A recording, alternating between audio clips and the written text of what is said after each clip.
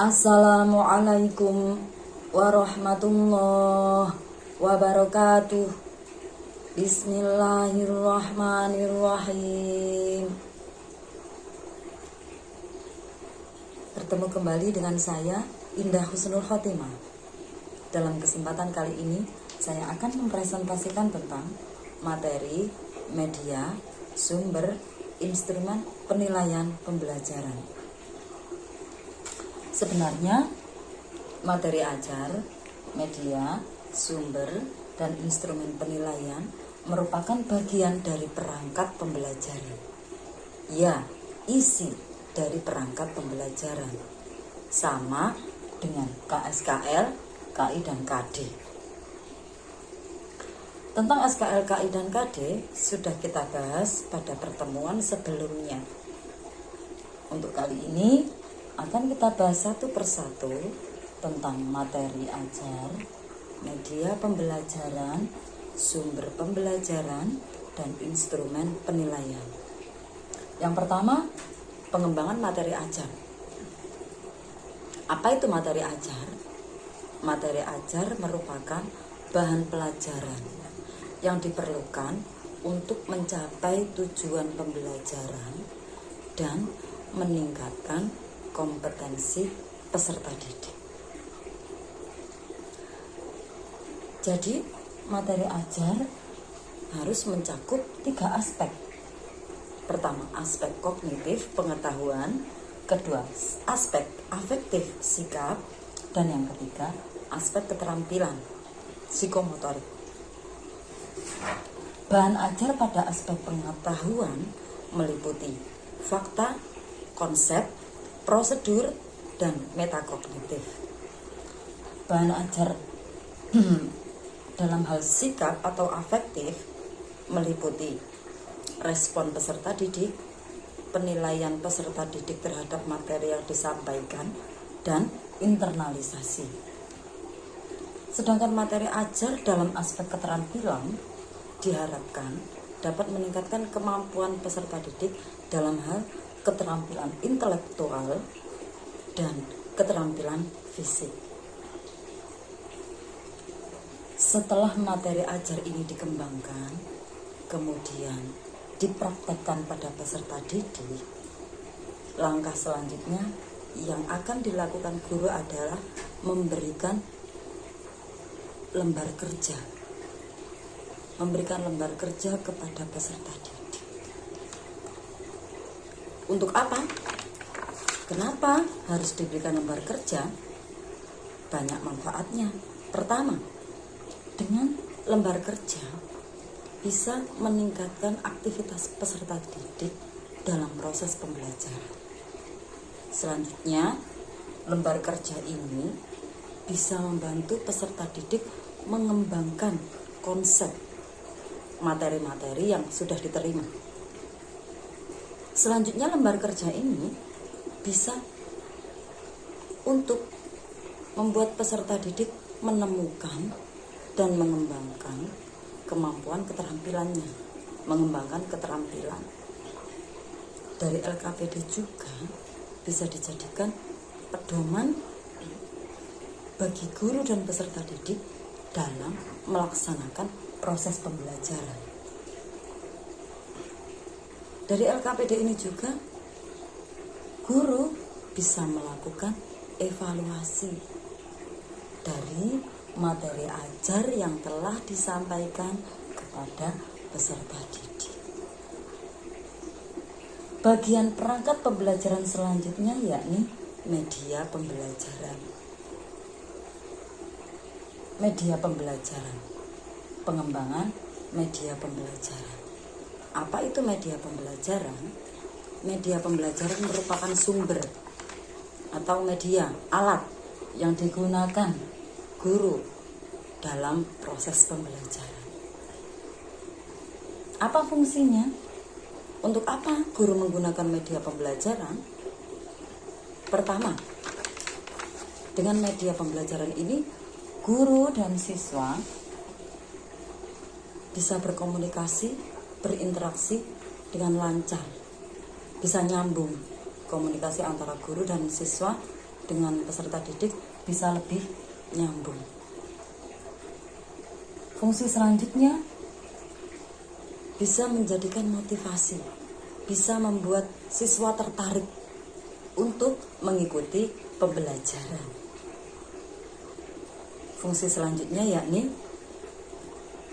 bisa meningkatkan kemampuan peserta didik dalam proses pembelajaran.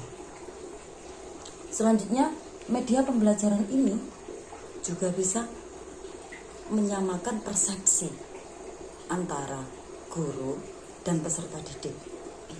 Dan yang terakhir, dengan media pembelajaran ini, guru bisa mengetahui karakter dari masing-masing peserta didik. Bentuk dan jenis dari media pembelajaran itu sendiri apa? Bagaimana bentuknya media pembelajaran? Media pembelajaran ini bisa berupa radio, televisi, film, video, gambar, foto, atau lukisan.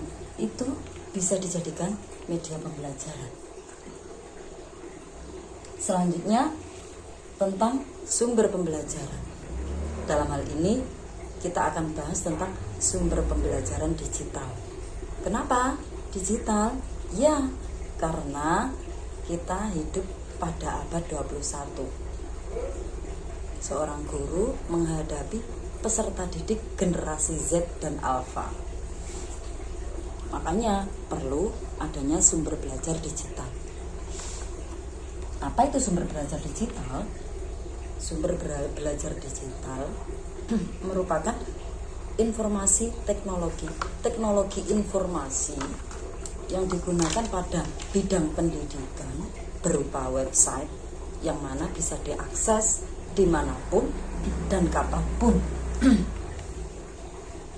Sumber belajar digital ini memiliki 3 fungsi.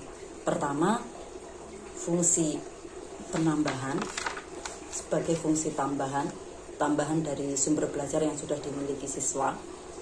Kedua, fungsi pelengkap untuk melengkapi sumber belajar yang sudah dimiliki siswa. Dan yang terakhir, sebagai pengganti dari sumber belajar yang sudah dimiliki siswa sebelumnya. Misalkan siswa mencari materi jual beli yang tidak terdapat pada buku pembelajaran. Nah, oleh karena itu siswa bisa mencarinya pada sumber belajar digital. Bagaimana bentuk dari sumber belajar digital? Apa saja bentuk dari sumber belajar digital? Yakni bisa berupa multimedia interaktif, video dan animasi, broadcast, AR, VR, dan game based learning. Yang terakhir, yang juga harus ada dalam perangkat pembelajaran adalah instrumen penilaian. Instrumen penilaian ini harus ada gunanya untuk mengetahui capaian dari peserta didik terhadap kompetensi yang ditentukan. Instrumen penilaian memiliki 3 bentuk. Instrumen penilaian afektif, kognitif, dan psikomotorik. Untuk instrumen penilaian afektif dilakukan guru untuk mengetahui atau mengukur capaian peserta didik terhadap kompetensi yang sudah disampaikan. Dalam hal ini, kompetensi sikap. Teknik yang bisa digunakan apa untuk melakukan penilaian? Bisa menggunakan observasi, penilaian diri, atau penilaian teman sejawat. Selanjutnya, penilaian kognitif.